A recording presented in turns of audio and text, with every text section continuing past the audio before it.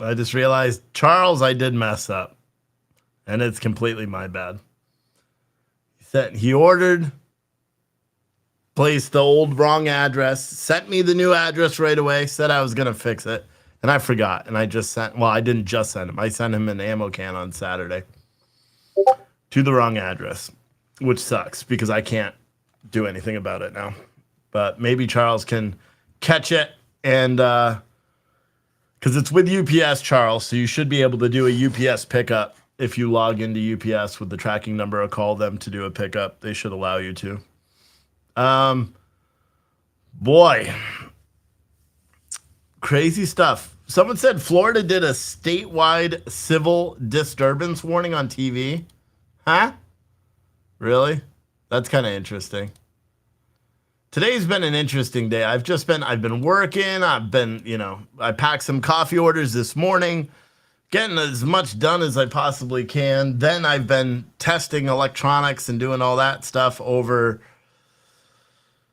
the past like 5 hours to make sure my streaming and all that stuff is good.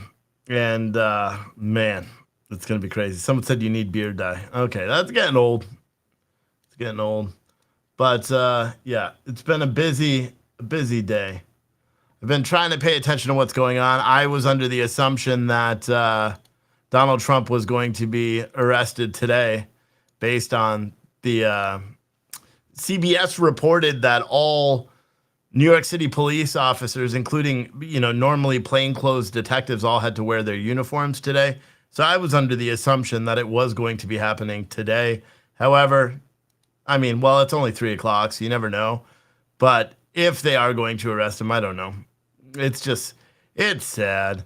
The whole thing is just sad. It's a sign of just how far we've come to craziness. Someone said he won't be arrested. He'll plan to turn himself in. Well, that means he's arrested. just in case you didn't know. Of course he's going to turn himself in. He's under Secret Service protection. He's got law enforcement by him all day. But when you turn yourself in, guess what happens? When they take custody of you, guess what that's called? Guess what that's called? Guess what that's called? It's called an arrest. I'm just saying. Brandy said a distraction. Yeah, that's true. That's true as well. But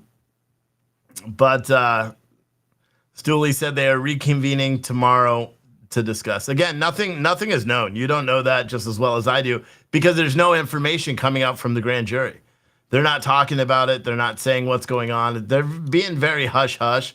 Yesterday, we know Bob. What was it, Bob? No, who was the guy that testified? And he used to be Michael Cohen's lawyer, and he testified that you can't trust Michael Cohen whatsoever. And then Michael Cohen was also there to testify yesterday as well, and didn't to the grand jury. So I don't know. It's just all stupid. They have it posted that the grand jury is reconvening tomorrow. You wouldn't have said it otherwise. Who's got it posted? I haven't seen it posted. Are you telling me that it's posted online?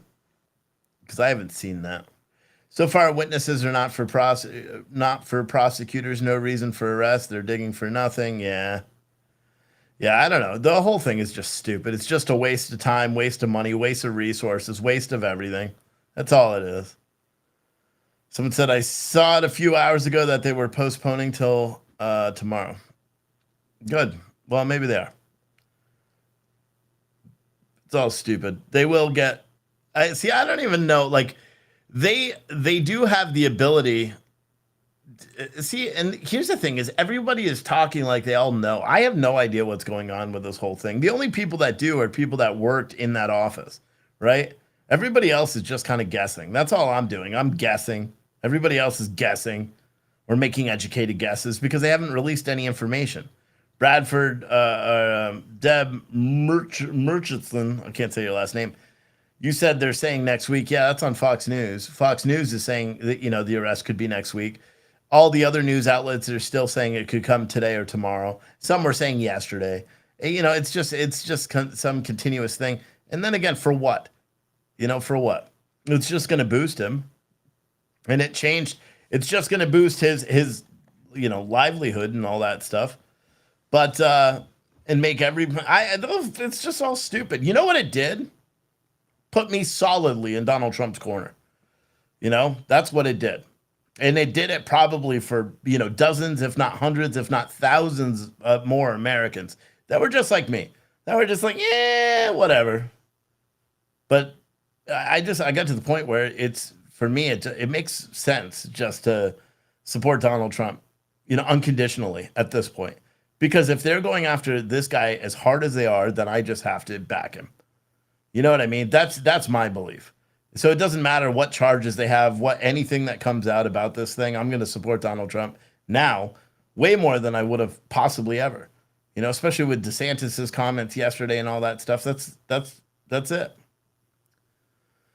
Someone said Trump claimed it was today. No one else did. Yeah, I know. And Trump could have put out that it was today to start. I mean, maybe he thought it was going to be today.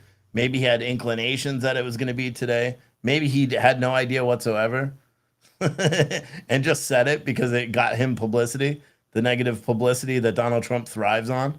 Like, let's be honest, negative publicity for that guy, he's like the polar opposite of a normal human being, because negative publicity typically for other people is something that doesn't, boost them. For Donald Trump, he gets negative publicity and it boosts him right up. And then, like I said, everybody's talking about it. CNN's talking. Just look at the camera feeds when you see some of the feeds from down there, surrounded by media. There's hundreds and hundreds and hundreds of journalists in New York City right now to cover this, which is crazy. That's crazy. R.W. Rogers 79 said, "Thank you, DeSantis, for acting like a leader." You didn't watch the same press conference that I did. He shit on he shit on Soros, rightfully so.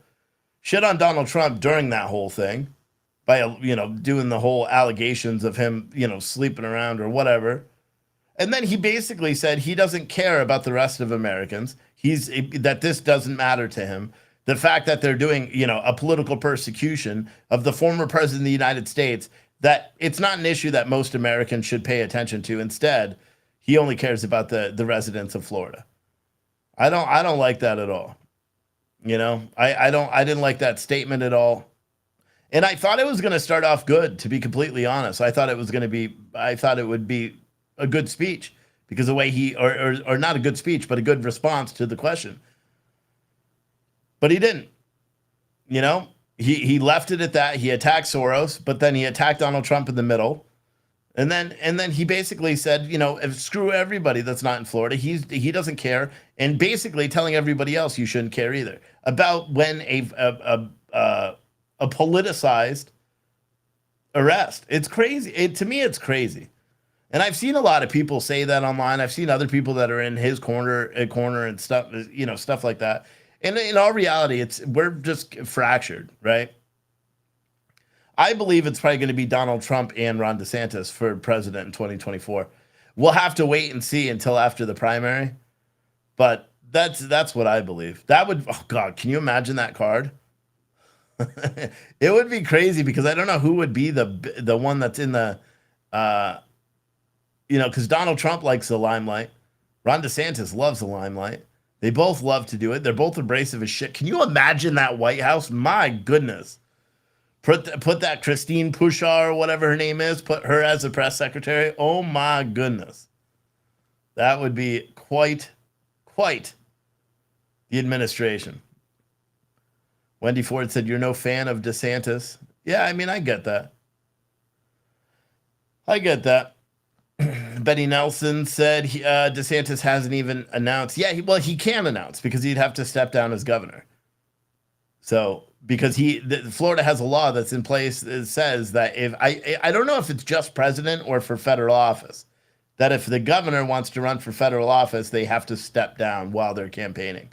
They can't be the governor while they're campaigning. And so what a lot of people are doing is they believe that Governor DeSantis is waiting for the legislature to come back in May, at which time that is, apparently something they're going to, weigh. And then and I believe it's a Republican-controlled legislature. So at that point, they could push it through. DeSantis signs it, and then boom, announces that he's running for president, if that's the case. Because I firmly believe that if DeSantis abandons his governorship to run for president, he would lose all of his Florida support. You know what I mean? That's the truth. And that's what a lot of people are saying. A lot of people are saying he can't announce. We're going to cover the White House press conference, guys, because yesterday it was fireworks. So I'm going to cover that. But while this is beginning, I do have something to show you. Check this hoodie out. By the way, I got like 50 new hoodies and t-shirts in the store. It says Buck Fiden. We got so many, and a lot of Trump gear in the store. You know why? Because I said, fuck it. I said, we weren't going to be political for a while. I decided, well, screw it. We're going to be political as shit. You know why? Because I don't care anymore. I don't care. We are who we are and what we do. Let me reset this so it works. Let me put myself over here in the corner. Take this like this. Let me just go like this right here. Laying back, lazy. I'll do the sign language today, lady. You can take a break. He's filling in his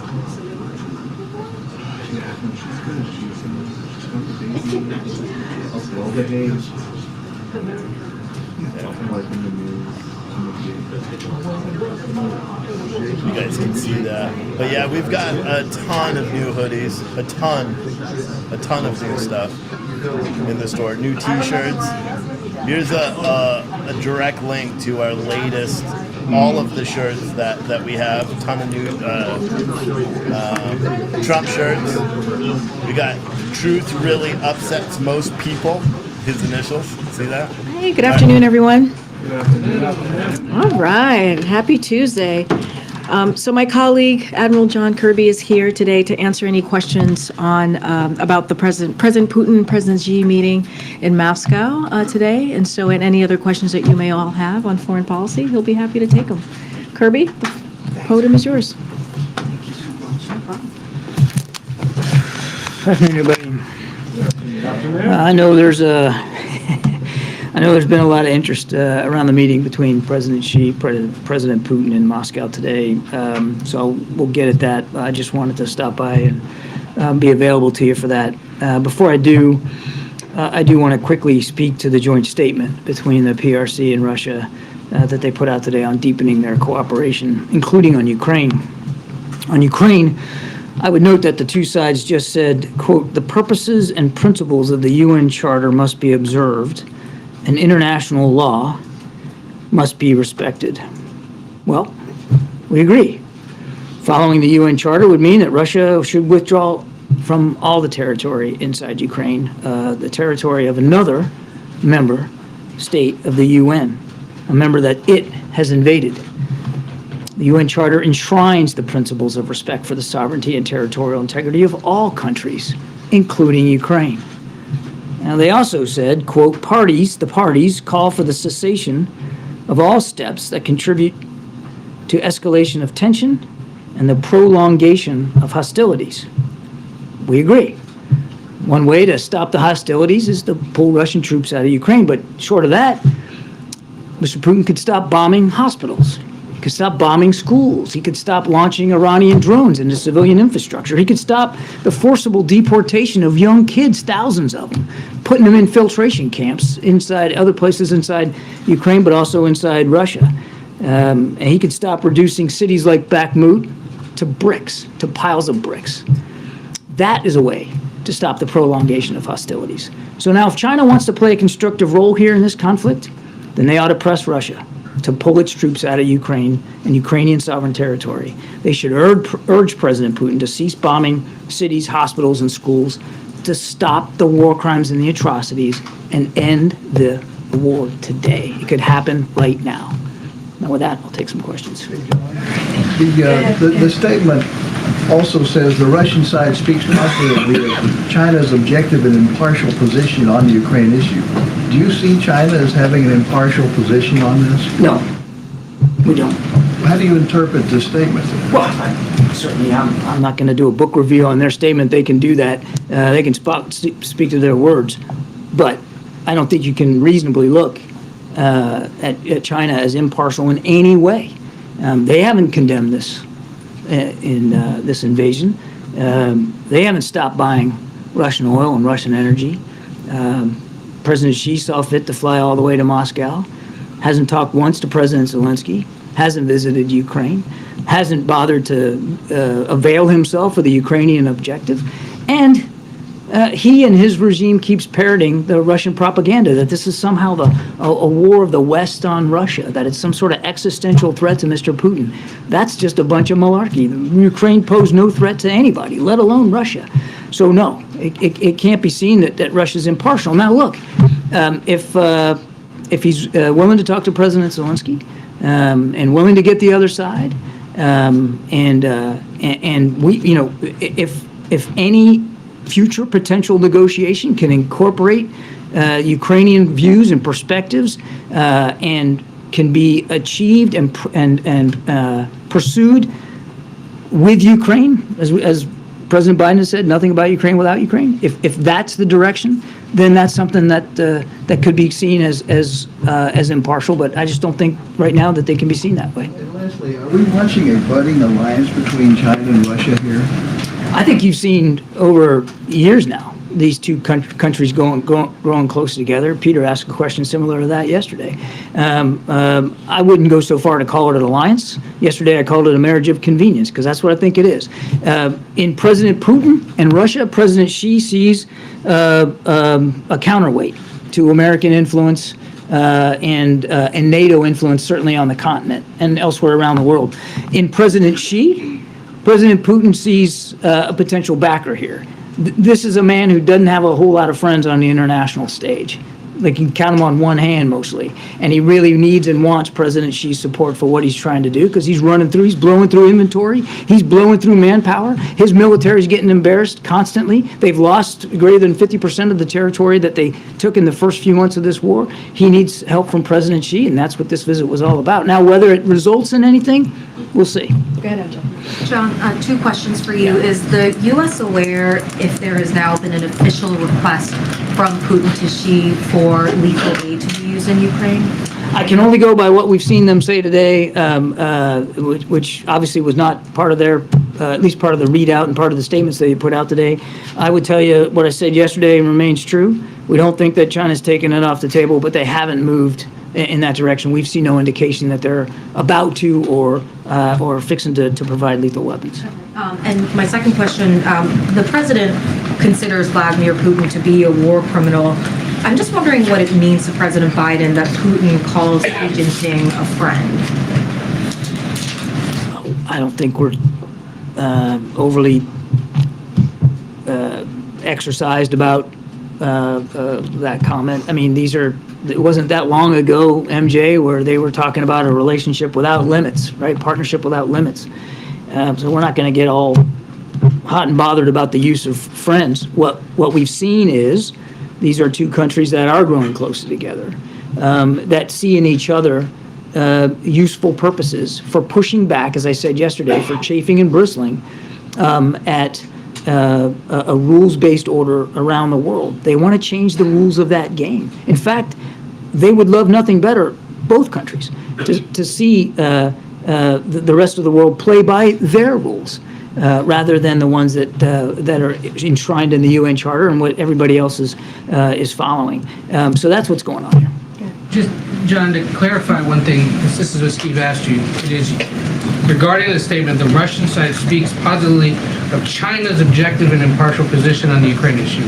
It is the view of this government that China is no longer impartial or is not impartial when it comes to... We never said China was an impartial participant here. Does this statement, does this meeting improve or make it more difficult for President Biden to ever meet again with President Xi, at least anytime soon? President Biden, this and other issues? the president wants to keep the lines of communication open with China. Nothing's changed about that. And as I said yesterday, at the appropriate time, we'll pursue another conversation with President Xi. And in a semi-related matter, the president of Taiwan has now announced their plans to come to the United States briefly and then head to Central America. Are there any plans for any U.S. officials to meet with the president of Taiwan when they're in the United States? This is, as you know, these are called transits, not uncommon. President Tsai has done it 6 times. Every single Taiwan president in recent memory has done this. It is unofficial and personal in nature in terms of travel. So we would let them speak to their agenda, to who they want to meet with, and on what timeline. It is not uncommon for in previous transits for there to be discussions with U.S. officials and with members of Congress. But again, I'm not going to get ahead. This is really for Taiwan to speak to. So maybe. This is for Taiwan to speak to. Go, John. Thank you, Karine. Thank you, Admiral.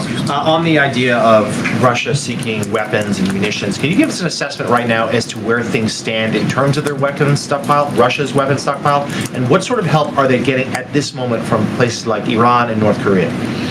Well, we know that they have a burgeoning defense relationship with Iran. We already know that Iran has provided several hundred drones, and we have every reason to suspect that that sort of transaction will continue. I don't have any specific shipments to speak to today, but we know that this relationship from a defense perspective with those two countries is getting sharper. I came to the podium and talked about that. And that's a worry not just for the people of Ukraine, it's a worry for the people of the Middle East. And Iran that can avail itself of Russian military capabilities would make it more lethal and more dangerous in the region. We did talk about the fact that we had evidence that North Korea was shipping, at the very least, artillery shells to the Wagner Group. We still believe that that occurred. I don't have any additional shipments of things to speak to. But again, I think it speaks volumes to your question about inventory. And I couldn't give you a rundown of Russian inventory on any given type of system, but they have gone through thousands of missiles and most likely millions of artillery shells. They have lost easily tens of thousands of troops and probably north of 100,000 in terms of killed and wounded. So this has not been a fight Mr. Putin has had without cost to his country and to his coffers. And so he continually wants to reach out for more help internationally. That's what we're seeing with Iran, so we saw with North Korea. And there's no question that's what we're seeing in his interest in talking to President Xi. But we know that this war has had an effect on his inventory. And we also know, Jonathan, that the sanctions and export controls have had an effect on him, particularly when it comes to cruise missiles, that his ability to restock cruise missiles out of the inventory has been curtailed by the fact that he can't get to some of the microelectronics because of the economic steps that this administration has taken to kind of curb his war-making machine. So this is a guy, for all the ballyhoo going to Mariupol, I mean, this is a guy who has to know that his military is way underperforming and overspending in terms of its ability, its resource ability. Justin and Robert. Thanks. I wanted to follow on Ed's last question. You guys have obviously made this concerted effort to, ahead of the visit of the Taiwanese president, sort of downplay it as not uncommon, not intended as sort of a provocation. Not downplaying, it's true. It's not uncommon. They have happened before. It's not about downplaying. It's about being factual. All right. Well, there has been this sort of concerted effort, and my question is that does that not sort of tacitly acknowledge concern within the administration that China may overreact, or I assume you would think it was an overreaction to this visit? And I was wondering if you can play out to some extent what that level of concern is and how the U.S. would react if we see, a Pelosi redux in how they interpret this. There's no reason for China to overreact. Heck, there's no reason for them to react. I mean, this is something that, as I said, is commonplace and has happened before, will likely happen again. It's personal, it's unofficial. There should be no reason for Beijing to react in any way to this. Again, business as usual here. And we did think it was important to provide that context in light of Mr. Xi's visit to Moscow and all the media attention that is getting, as well as in the context of how they reacted to Speaker Pelosi's. No apologies there at all. We felt that this was important context to be out there, and so we put it out there. But is it because you are concerned about the Chinese reaction? it's one thing to say, yeah, we hope they don't react anyway. It's another to be like, they really shouldn't. We just felt it was important to put it in proper context. Thanks a lot, Green. Right over here, John. Yeah, that's a big room. I have to keep up with her fingers. The war in Ukraine's been going on for over a year now. Is it the U.S. position that during the course of all of that time that China has not provided any lethal weaponry to Russia? We have seen that through some Chinese companies, there may have been dual-use items that have gone, but we haven't seen any confirmation or indication that the Chinese have provided lethal weapons, lethal capabilities to the Russian Ministry of Defense throughout this conflict. They have not done that. And obviously, as I said yesterday, we don't think it's in their best interest to do that. And quite frankly, it would be inconsistent with so many of the things that President Xi has said that he wants to see as a result of this war in Ukraine, including their statements today. Why do you think that's the case? Why do you think that they have not done that yet? And do you think it has a lot to do with what President Biden has told President Xi, what EU leaders have told President Xi, and that is if they do so, they risk major sanctions being placed upon them by not only the U.S., but also by the EU, their two largest trading partners? I certainly can't speak for President Xi. That's well beyond my writ. What I would say is we have communicated privately to the Chinese, and you've heard Secretary Blinken talk about this. We've also said it publicly, that such a move would certainly involve consequences.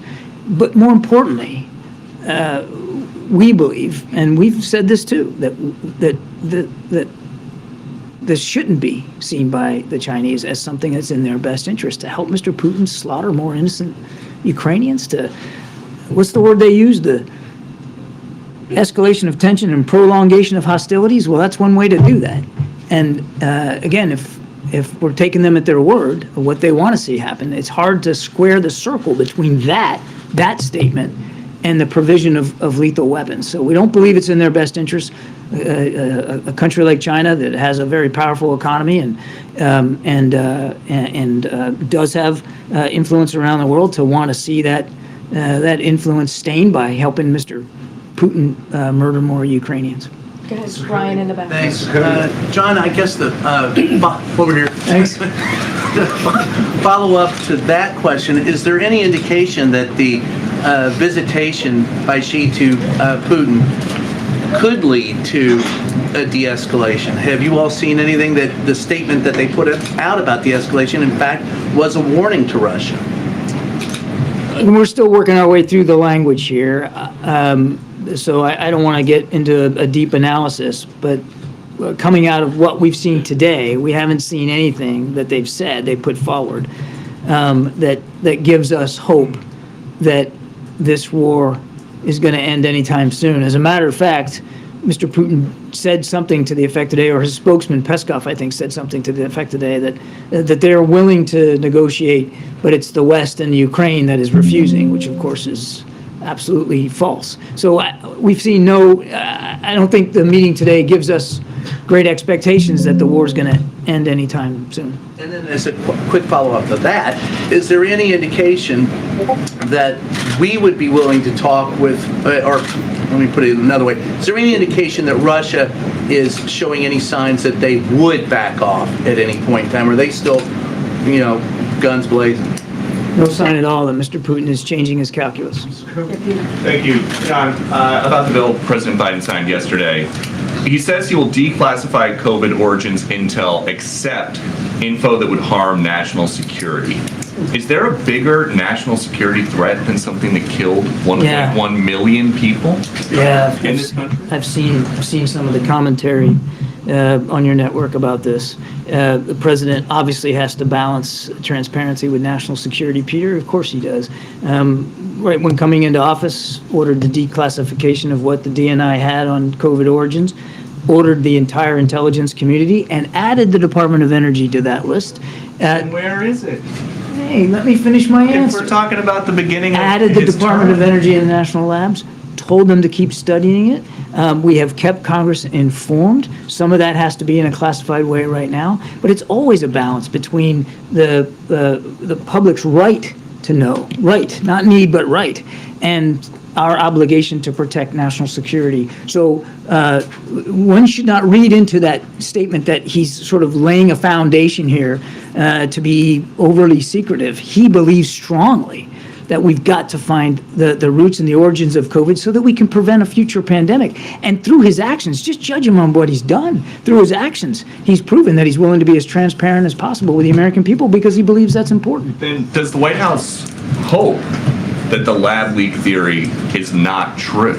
We don't have a hope one way or the other, Peter. What we want is the ground truth. Wherever that takes us, wherever the science takes you, wherever the facts takes you, President Biden wants to know so that he can help work with the scientific community to prevent a future pandemic. We're not, there's no thumb on the scale here, Peter. It's not about not wanting a certain outcome. We just want the best possible outcome that we can get. And just quickly about the meeting today, the Xi-Putin meeting. In November, when President Biden met with Xi, he said, I want to make sure that every country abides by the international rules of the road. Does he think China is abiding by the international rules of the road? In some cases, we have significant concerns about China's behavior, particularly their coercive and aggressive behavior, for instance, in the South China Sea and pursuing false maritime claims, concerns about intellectual theft. And some trade practices. And the president's been very open and honest about that, and he was when they met in Bali. But there are other areas where we believe there's room for cooperation with China, and we want to be able to pursue that too. But in order to do that, Peter, you got to keep those lines of communication open. You got to have that ability to talk, particularly when things are tense like they are right now. And that's what the president wants to get back to. Thanks, Corinne. Thanks, Kirby. In that joint statement today, Russia and China warned against the war transitioning to a, quote, uncontrollable phase. Ukraine is preparing a counteroffensive.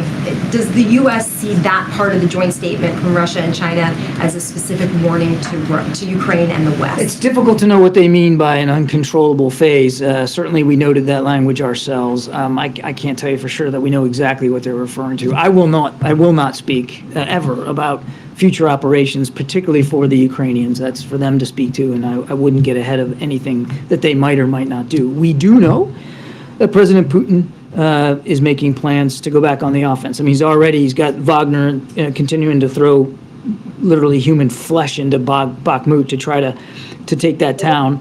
And we have every expectation that he's going to plan for other offensive operations as the weather gets better. What we want to make sure we're doing, and we just announced another package yesterday, is that Ukraine is ready to defend themselves against those offensive operations. And if they choose to, be able to conduct offensive operations of their own. And to follow on that potential Ukrainian offensive, does Xi's support for Putin increase the stakes of any potential Ukrainian offensive? It would depend on what that support looked like. I mean, does his visit to Moscow? I think it's hard to get to there. I think it's hard to square that circle just by going to Moscow and proclaiming that they're dear friends.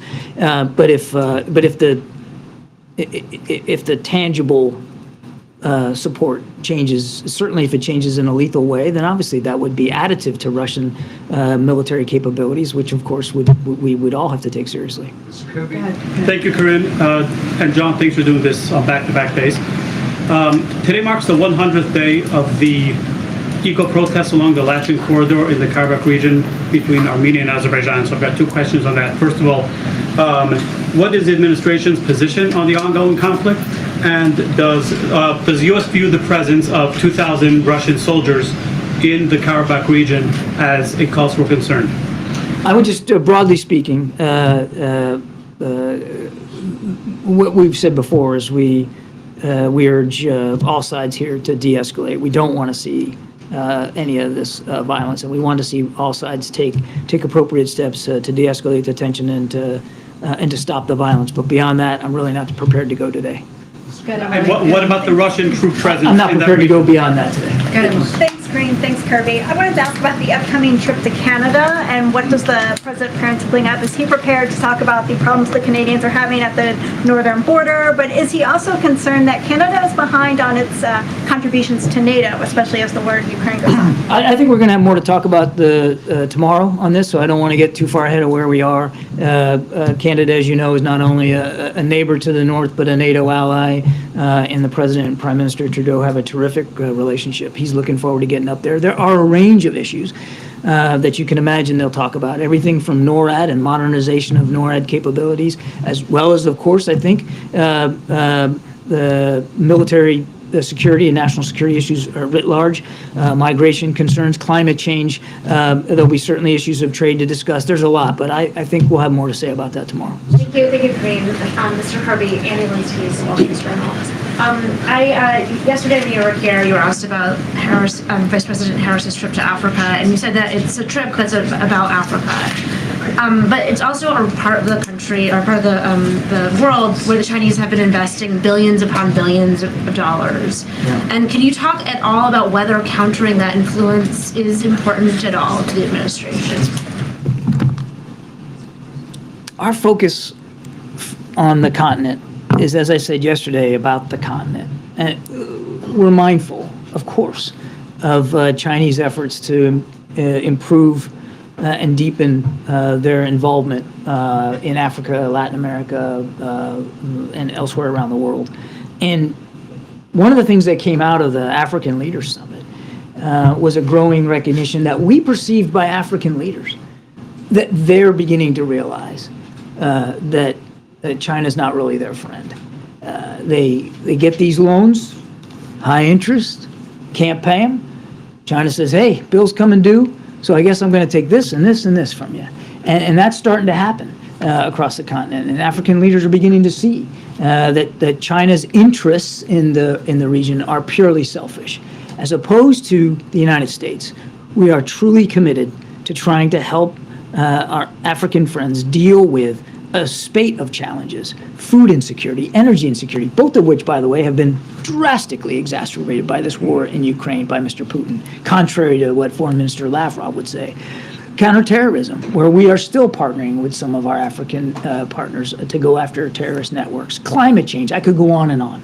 And that's why the president, coming out of that summit, assigned Johnny Carson's as the implementer. An implementer, a guy whose whole job is to go out and take all the things we talked about in the summit and make it true. And part of that, of course, is going to be principal level travel, and the vice president will be having discussions with African leaders on all those issues when she travels, and she's very much looking forward to that. I have a follow-up on the African trip.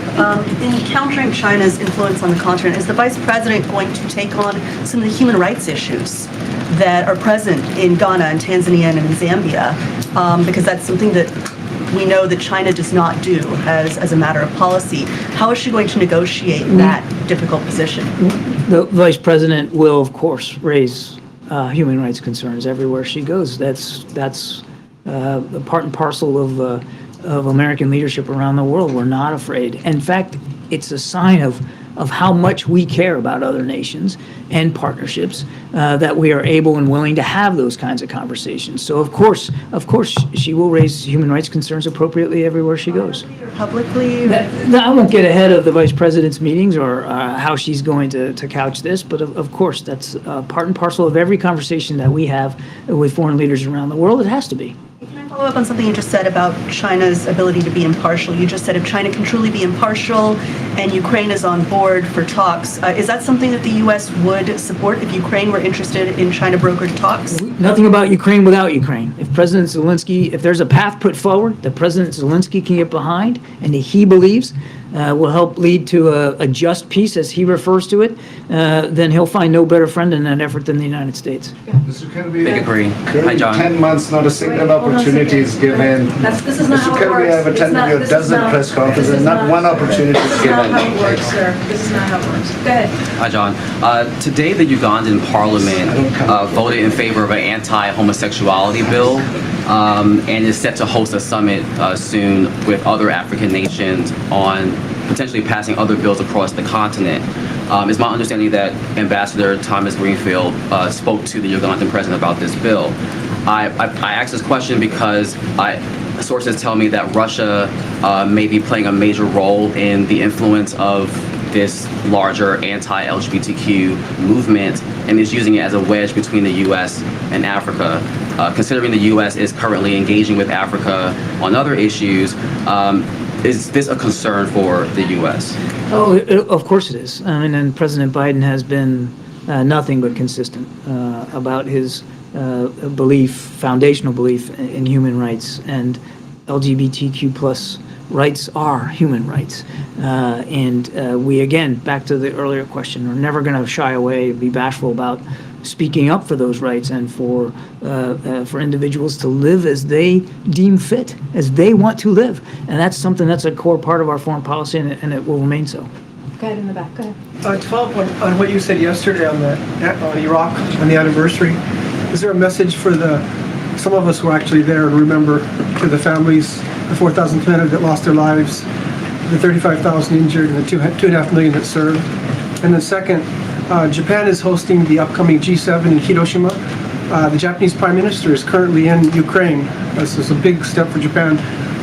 Are there some ways that Japan holds the largest number of U.S. military in the world, and as a partner, what role do you think they can play, especially with the upcoming summit, to be part of the partnership going forward? And then finally, the Japanese are the biggest partner. They've never had an interview with the president yet, so hopefully before the summit, if that can be worked out. Thank you. Maybe before the end of the briefing. I will defer to Karine on issues of interviews with the president. That's your job, not mine.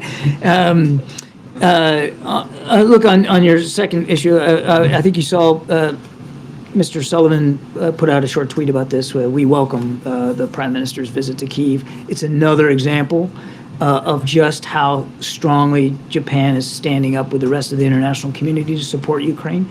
And certainly as a close ally of the United States, we're very appreciative of all the things that Japan continues to do, not just in supporting Ukraine, but in promoting security and stability in the Indo-Pacific. I mean, they have rewritten their national security strategy. They have taken a more assertive role in terms of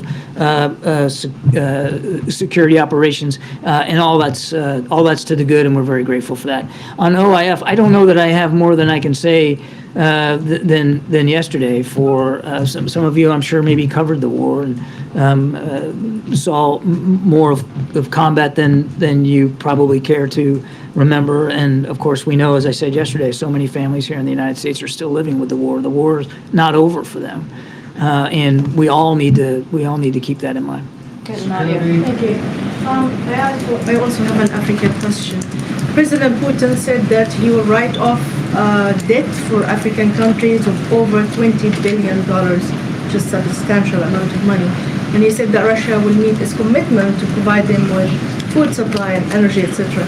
Do you think this comes in the equation of the Russia-Ukraine war and trying to sway Ukraine over the vote, especially in the UN? And do you think the US is doing enough to counter Russia's influence, not just China?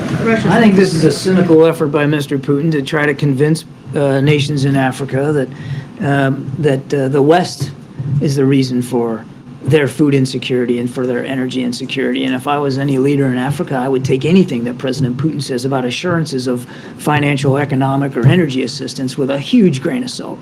I mean, it is Mr. Putin's war that has contributed to the food insecurity on the continent. It's his war that has contributed to the energy insecurity on the continent. And he might like to gloss over that and send Foreign Minister Lavrov on field trips all over Africa to say that it's the West's fault or it's the United States' fault, but it's not. It can be tied directly. Now, it's also due to drought, climate change, and even domestic instability. I don't want to overstate other factors here, but don't make no mistake, his war in Ukraine is having these kinds of effects on the African continent. And if he's serious about addressing it, if he's serious about winning over African audiences, about making things better, rather than throwing out false promises of loan relief, he ought to just pull his troops out of Ukraine.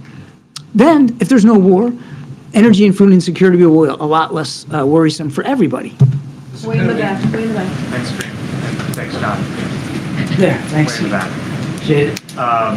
The bill that the president signed yesterday on COVID origins, it calls for the declassification within 90 days. Can you give us a better sense as to when that information will actually be declassified? Are we talking about days, weeks, months? I can't give you a date certain right now. I mean, he just signed this yesterday. We're mindful of what the legislation says in terms of the 90-day time frame.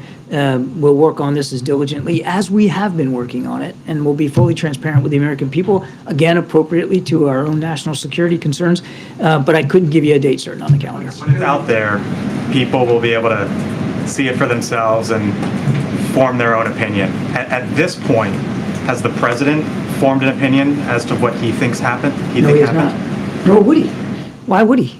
He wouldn't form an opinion before he has access to, more and more intelligence about what happened. I'll tell you what he has formed an opinion on, and that is that it's important that we get to the roots of it so that we can prevent another pandemic, and that that scientific research labs who do important work also know that they need to be as accountable and transparent as they can be with the research that they're conducting. That he has formed a strong opinion on, but he's made no conclusions, nor would he until more information is available. Journalists on this side as well. I'm a journalist. Thank you, Admiral. Appreciate it. In the back here. Thank you. I'd like, if I may, He did not ignore me once when he was in the State Department. okay, if I may turn your attention to Nicaragua, sir. I don't mean to. Nicaragua. Okay, Nicaragua is my question. Okay, so you may know that Daniel Ortega recently threw into prison Bishop Rolando Alvarez, well-known, well-respected bishop throughout the world, but in Nicaragua, that's where he was. He was bishop. He was thrown in prison for 26 years on trumped-up charges. The question one: are you aware of any efforts the U.S. is making to free Rolando Alvarez? I'm gonna have to take the question and get back to you, sir. I'm not tracking that particular case. Would the Biden administration have any message for the Ortega regime that continues to persecute Catholics in that country? We have been clear and consistent with nations all over the world about the importance of religious freedom and proper human rights and civil rights for not only their citizens, but certainly for ours as they travel abroad. But I don't have any more specific on that. Okay, two more. I see wave. Yeah, thanks. Admiral, you talked about how Russia's forces are going through ammunition, going through personnel. We've seen reports about them increasing the draft to get more soldiers. At what point do they start running out of ammunition? I mean, do you have an assessment on how long they can continue what they're doing before either someone resupplies them or they have to? I think you can see in his own efforts, right, to hire Wagner, and for Wagner and Mr. Prigozhin actually bragging about going to prisons and getting more convicts. I think you can see it in what they're doing in Bakhmut.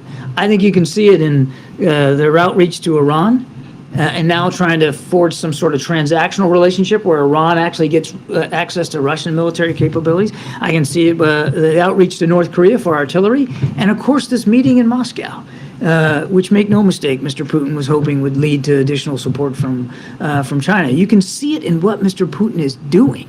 The fact that he goes to Mariupol on the eve of President Xi's visit, what is that other than trying to cast some sort of signal that he's large and in charge there, and that President Xi should take note of that? You can see in what Mr. Putin is doing that he knows he's having resource difficulties because of what he's blown through over the last year in terms of actual ammunition and missiles, the tanks and aircraft he's lost, and absolutely the soldiers that he has literally thrown into a meat grinder and continues to do so. By his own actions, you can see very well that he knows that he's got shortage issues and he's trying to overcome them. And that's another reason why, quite frankly, we don't want to see a ceasefire right now. Because a ceasefire right now, freezing the lines where they are, basically gives him the time and space he needs to try to re-equip, to reman, to make up for that resource expenditure. You quantified the ammunition issue, though, or do you choose not to in front of the world? I choose not to in front of the world. Okay, last question. Thank you. Two, if I may. On this U.S. claim to have intelligence that China has been considering providing lethal aid to the Russians, and without expecting you to divulge classified information here, can you at least say that you have any insights or some window onto what kind of lethal aid the Chinese have been considering providing? No, I'm not going to go there, James. You don't know? I'm not going to go there. My second question. I want to draw on your long experience in the Navy and in the national security apparatus.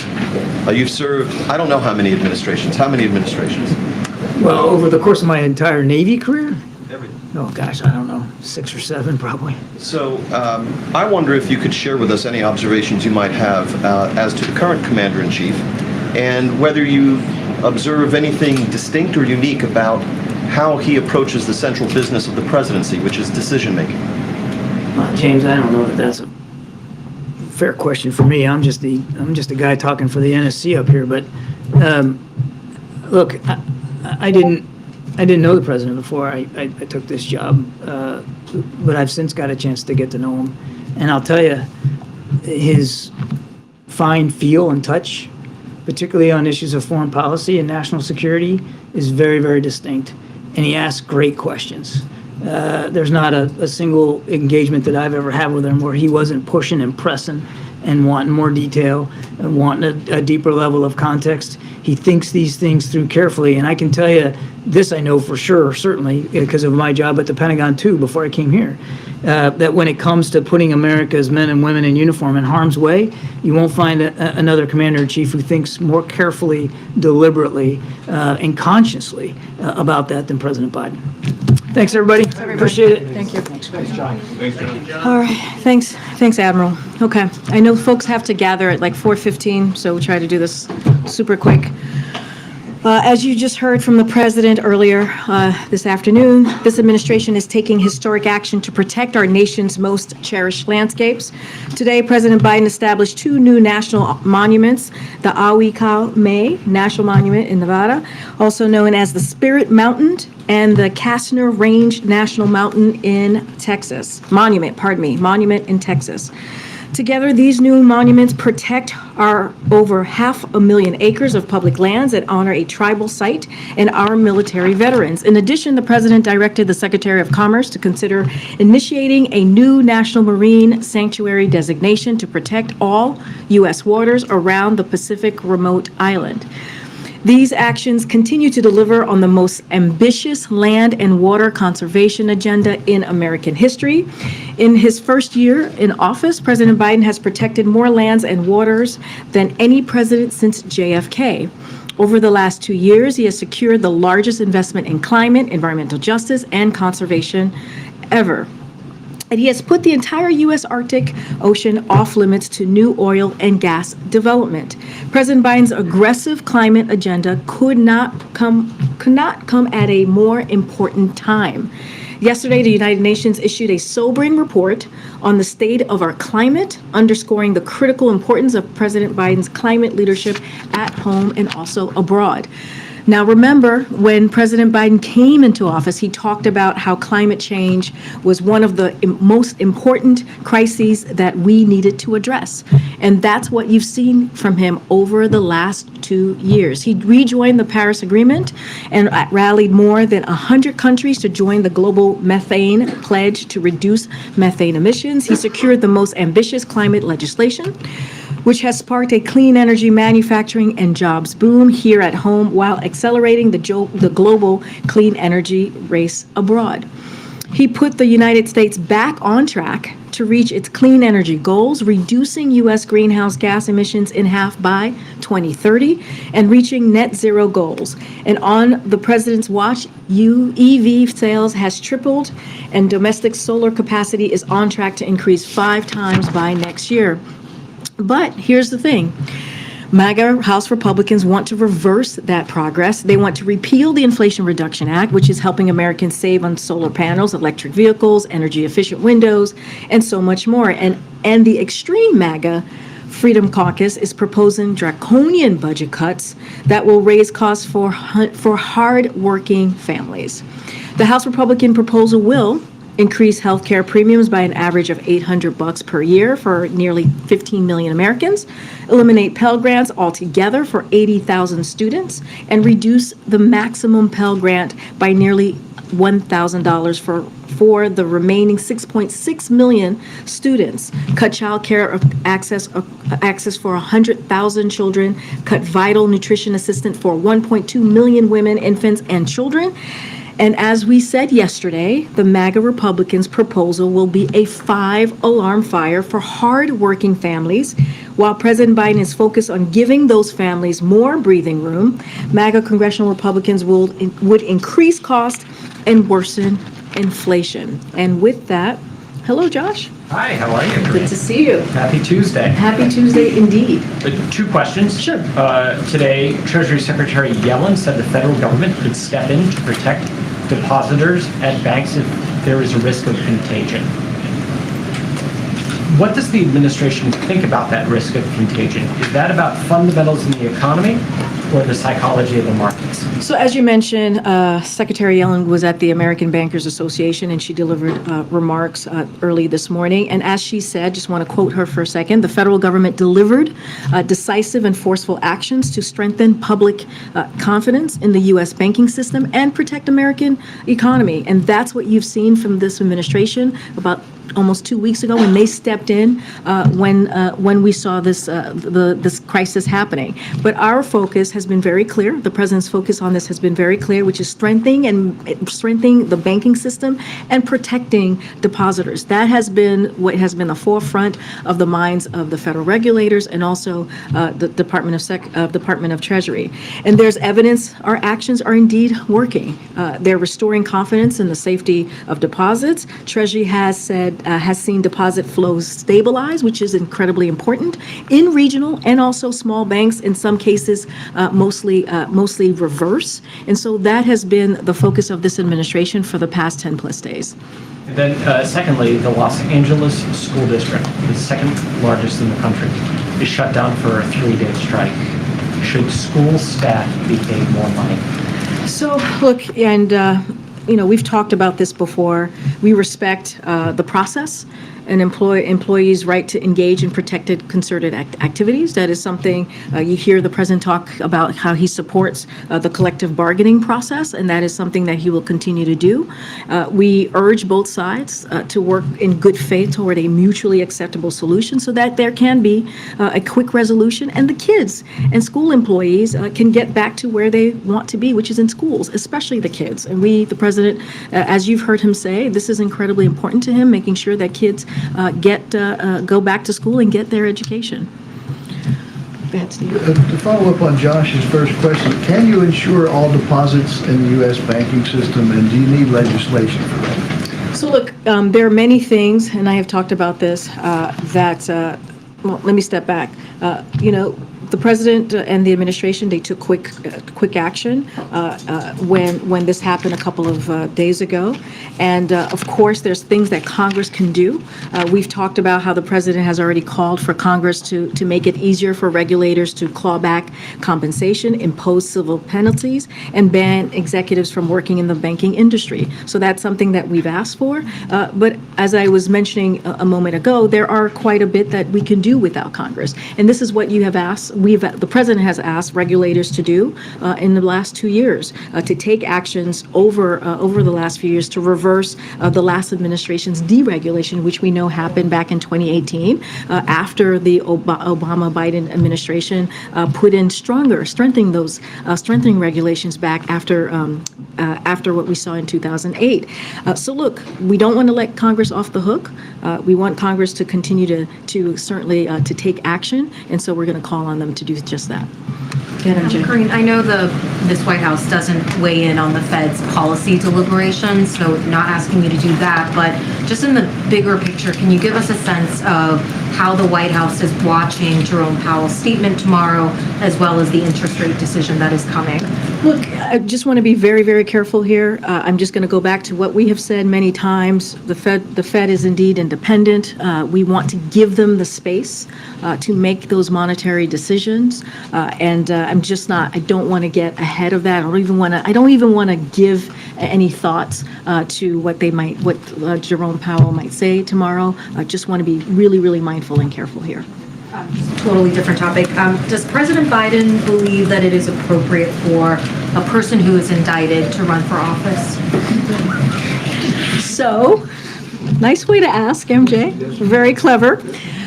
So I'm going to be, again, really careful from here as it relates to any upcoming elections, and specifically, I'm assuming you're talking about the 2024 election. I'm just not going to give any analysis, any foresight, any type of kind of decision or thoughts on that, because we are covered by the Hatch Act. So not going to speak to politics, and I'm just going to leave it there. Karen. Has the president seen the video that seems to show the moments during and after Ivo Otieno died while in law enforcement custody at Virginia's Central State Hospital? Has he been briefed on this? Yeah, we've definitely seen the reports. I know the president has been tracking this. Look, I said this last week when I was asked by the Griot, I believe by April Ryan. Our hearts certainly go out to the family on this devastating event that occurred. The president is indeed, he saw the reports. We've been paying attention to the reports. We're just going to be incredibly mindful on speaking on this as there's a current investigation. And has he been in touch with the Otieno family? I don't have a call. We don't have a call to preview or to speak to at this time, but clearly it was devastating. Again, what we saw, and our hearts go out to the family. Go ahead, Justin. Thanks. I just wanted to follow up on Steve's question. And in your answer, you highlighted the president's past actions, said Congress shouldn't be off the hook, but you today and yesterday avoided talking about what, if any, unilateral actions that the president considering going forward to sort of stabilize financial system. And I'm wondering what the strategy is there, especially after we saw the sort of robust response a little over a week ago. Is it because you think the crisis is over, that you're worried that talking about what you're talking about could fuel the panic? Is it that you want to set a precedent ahead of the debt ceiling fight of not really entertaining unorthodox solutions? Is it a combination of those three things? No, totally understand the question. Look, when it comes to specifics about the debt ceiling and all of those things, that's something that Treasury certainly, and the Secretary has spoken to this many times. I would say that, and I'll quote her here, the actions we have taken, this is from the Secretary, to protect depositors and the stability of the banking system have not affected the ex-date for the debt limit. So just want to reiterate that from the Secretary. Look, as it, if we're worried about unorthodox interventions, no, we're not. We're going to use every tool that we have to make sure that the American people have the confidence. That's what we've been trying to work through these last almost 2 weeks, is that making sure that they feel that their deposits will be safe and will be there when they need it. And that's what's important in the actions and what the president has asked the regulators to do, and also the Treasury Department to do. So it's fair to say that those conversations are ongoing, but you don't necessarily want to detail them because of content. Well, I mean, this is something that lives in the Treasury Department. This is something that they have been tasked with as it relates to dealing with this issue that we have seen. That's the directive that the president has given the secretary and the regulators. So that lives there. So that's something that that's why I'm referring you to them. But we are going to do everything that we can to use the tools that are given to us to make sure that, again, that the American people feel confidence, and they should, right? That's kind of what you heard from the secretary today, that we see a stabilizing, that the banking system is resilient, and a lot of that is because of the work that this president has done. I know you've mentioned the current things that he's doing, but let's not forget what occurred in the Obama-Biden administration and how they were able to strengthen the regulations, and so that work will continue. But again, we can't lift Congress off the hook. They have to take some actions as well. Thank you. No, go ahead. Yes.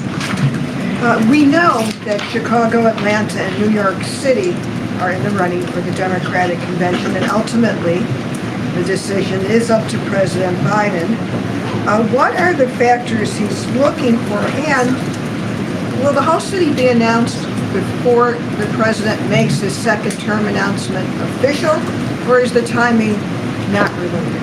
Okay, so first let me answer your last question first, which is the president has said many times that he intends to run.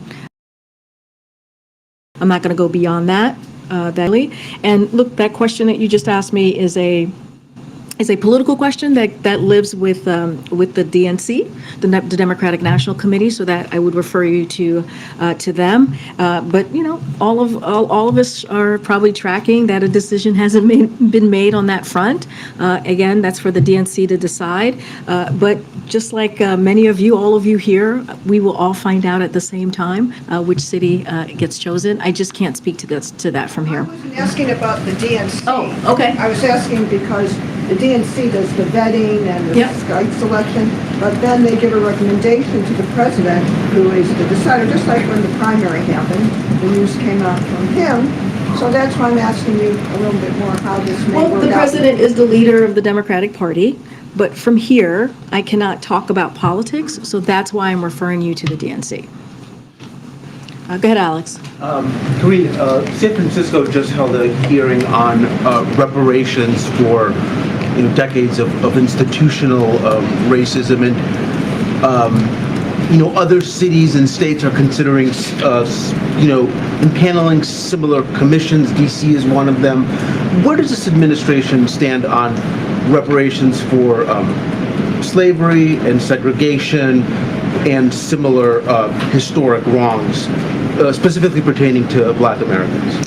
So look, we understand that there's a legislation on the Hill currently on the study of reparations, and we think Congress is the appropriate venue for consideration on such action, and so we're going to leave it there for Congress to decide to let them go through their process that they're taking at this moment. But I would lay out and speak to what the president has done over the last 2 years. When he came into office, he talked about the different crises that this country is dealing with, and one of them was racial equity and racial equality, and fighting for that for communities like the Black community. And one of the things that he did straight away in the beginning of his administration, is he signed an executive order that made sure that across the government that we had an approach that dealt with inequality, that made sure that political appointees in those agencies put that equality lens as they were moving forward with dealing with policy. And so that's important in really getting to the root of that issue. Clearly, that's on the federal level. And just last month, he issued a second order reaffirming the administration's commitment to deliver on that equity. So the president has shown his commitment. He's spoken to this issue that in particular the Black community has to deal with for generations upon generations. So he is going to continue to lift that up. But as it relates to the legislation, we want to leave that in the hands of Congress. Okay, Courtney. Thanks, Green.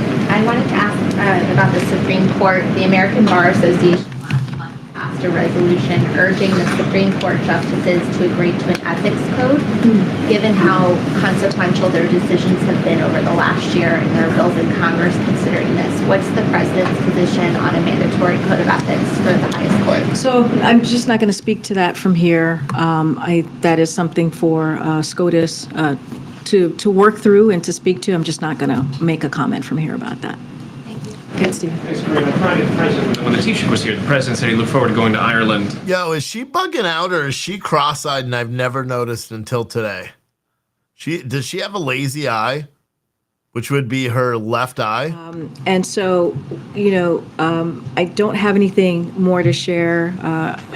Any plans to go to Northern Ireland and the Republic to acknowledge the anniversary of the Good Friday Accord. The president said he looks forward to doing that, but we're still in process of hammering out what those details will be. And as soon as we have more information, we'll certainly share that, understanding that that's 3 weeks away.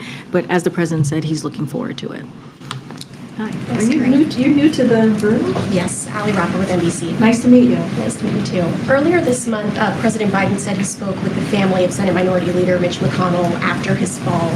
Has the president spoken directly with Leader McConnell since then? Don't have any conversations to read out at this time. Yes, the president called the family of Leader McConnell, clearly wishing him a speedy recovery, which we continue to do.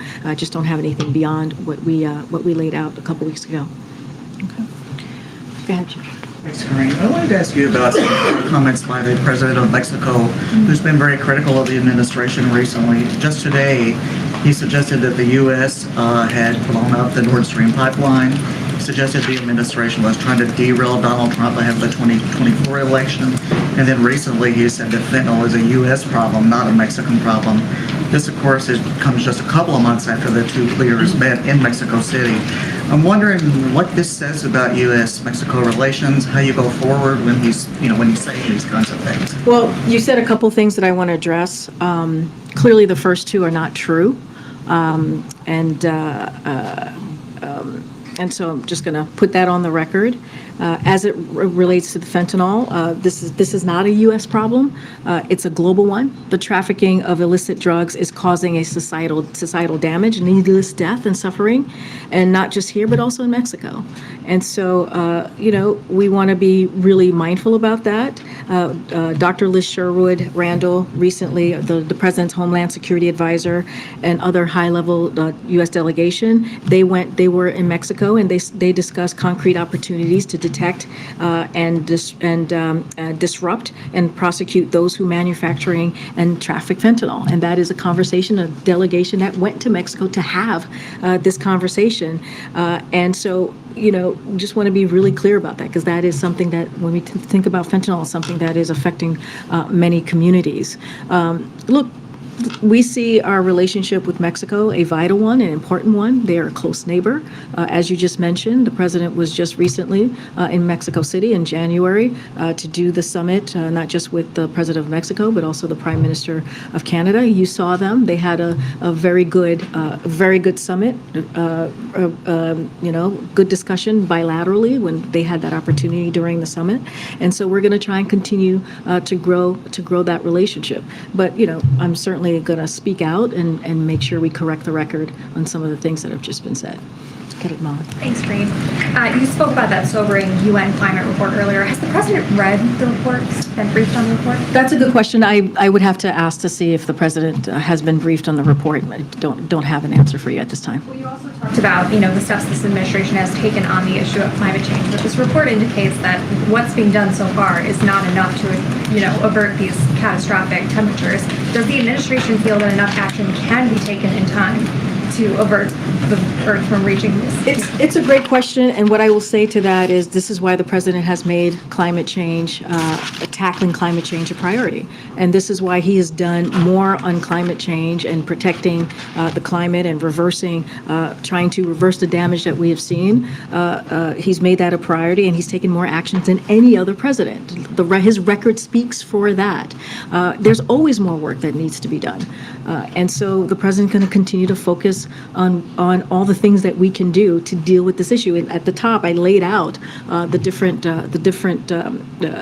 actions the president has taken, and clearly we're going to continue to move forward. But again, yes, does more work need to be done? Absolutely, and that's why the president has made this a priority. One of the crises that he mentioned, one of the 4 crises that he mentioned when he walked into this administration, and took action right away. And so that's going to continue. He's never going to back down. I have to wrap. Okay, last question. On the climate announcements today, Nevada Governor Joe Lombardo put out a statement saying that they were not consulted on the Abicuame site and that he opposes it being designated as a national monument. Did the White House consult the governor, and if not, why not? So I don't have any meetings to talk through or conversations. So Look, I mean, this is something that I was saying before. This is the president that has taken an aggressive stand on climate and made this a priority. This is the most engaged, when you think about the engagement that we have seen on this issue, is it important? Because there's still much more that needs to be done to tackle this climate crisis.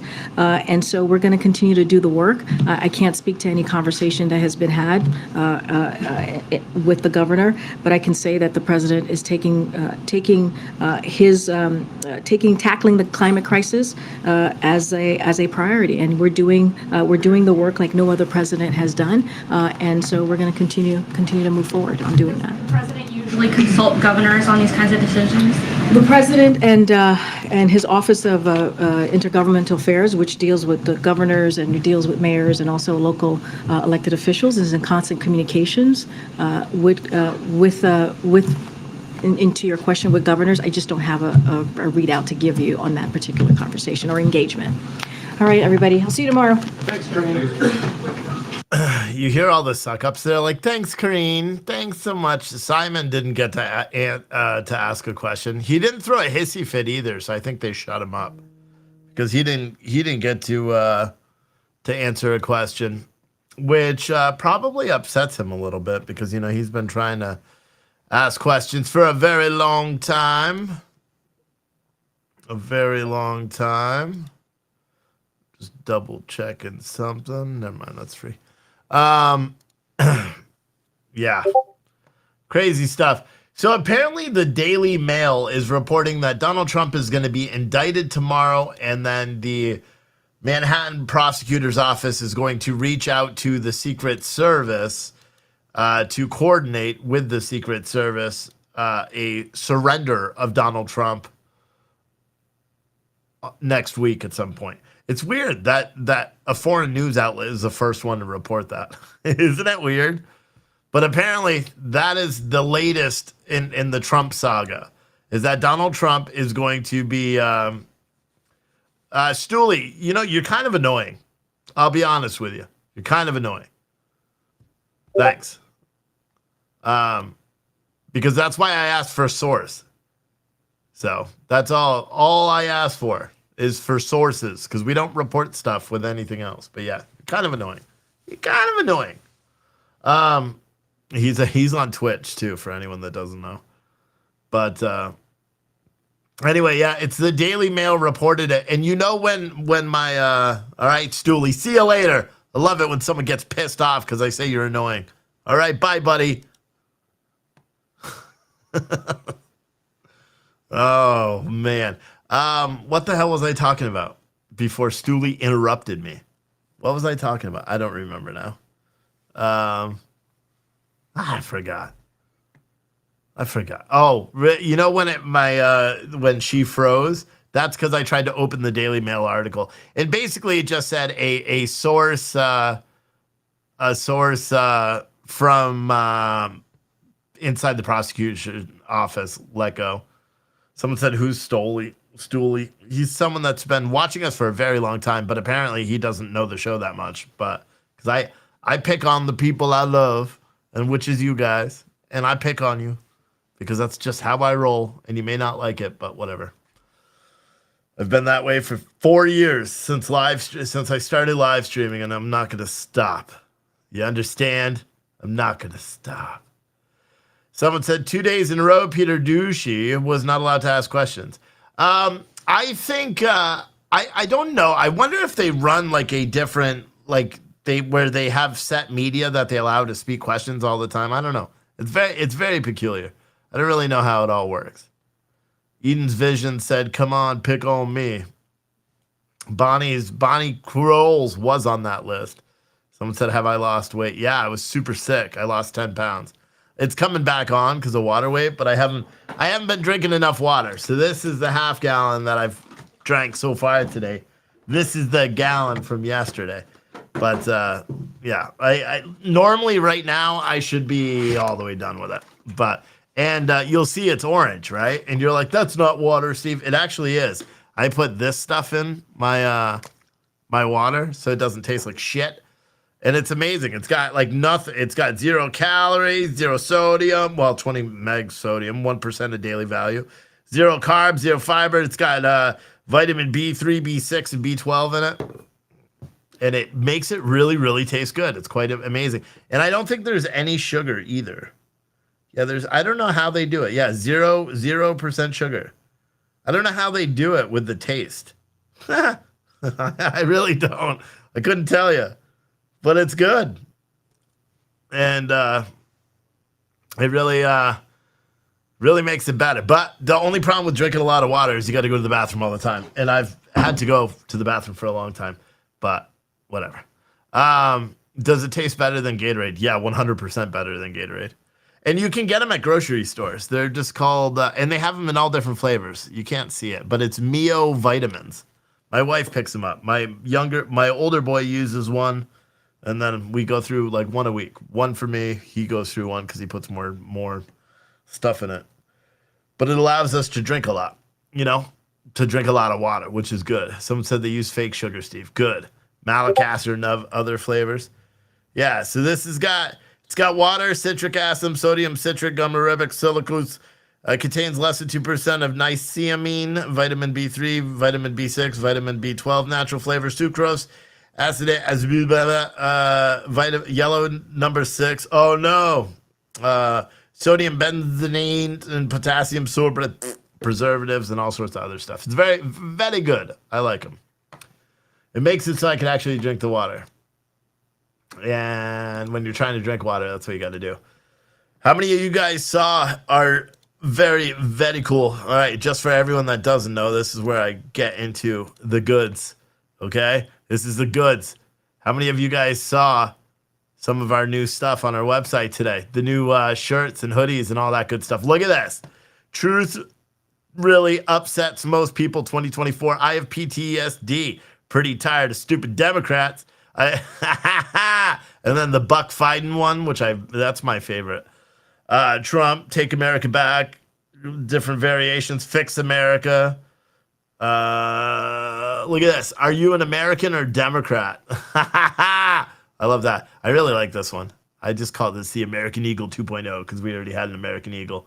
Reject social credit score. What other ones do we have? Just a dad trying to not raise a liberal. And then all of our regular ones is Chef Boy, Are We Screwed? But we also have most of those are available in hoodie designs as well. As you can see here, most of them, man, it just looks good. It really looks good on the military green one, doesn't it? Just looks good. Looks good. That's what we're saying. So get your hoodies, get your t-shirts now. I've been saying I was going to add them for a long time. I just haven't had time. I've been too busy doing everything else. But we got a ton in there. And here's a link. You could just go to that link that's in your chat right now. You could order this one. And don't forget, if you've been watching for a little while, don't forget to add the mug. Once you put a sweatshirt in your cart, pick a mug, any mug, because it's free. Yes, that's right. If you buy a hoodie from us, any mug is free. I believe. Any mug.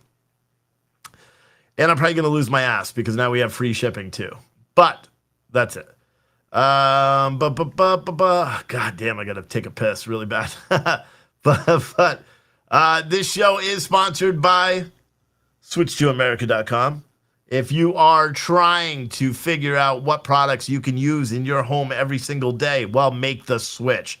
Go to SwitchToAmerica.com, fill out the form, and you can compare all the products you currently use in the house, and they'll tell you how you could switch to American-made, American-owned products, and most of the time cheaper as well. So go over to SwitchToAmerica.com if you haven't already, because you should. What else? I think that's it. I got to run one more test because there was something going wrong with the server when I was trying it earlier. So I got to go run one more test on the software, so I should be good to go for when I leave on Thursday. Because I'm going to leave Thursday morning and just drive. I'll kick on the live feed probably after 12-ish, and then I'll be live driving to Waco, Texas.